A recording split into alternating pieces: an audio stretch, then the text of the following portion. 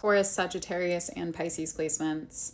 I feel for you that you're oscillating between the state of like solidity and discernment and focus, and then like a fuck it all kind of attitude where you're like, no, no more.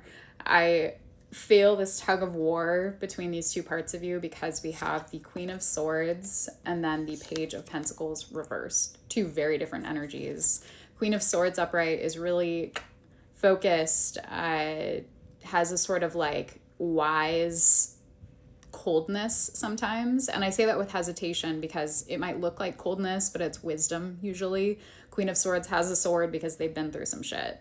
And they use that sword when they need to, but that sword most frequently operates as them using their mind, using their experience, applying their wisdom and making smart choices, and really running everything through their filter.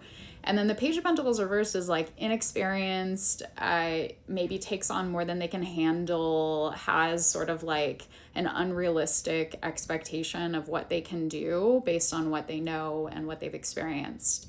And so this could be two different people, maybe like you relate to one or the other, but this could also be two competing parts within you.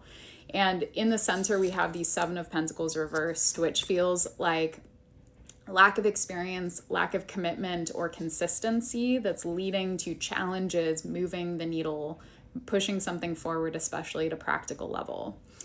The dice that I have in front of me, the second house, Sagittarius, and the North Node are pointing to some type of potential increase in income and resources, but that comes through experience and that comes through kind of getting out there and living.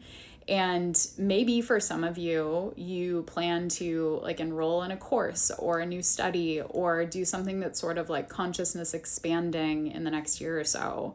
And you're hoping that this turns into income. Like maybe this is something that you're going to monetize or something that you're going to try to make money off of or turn into work.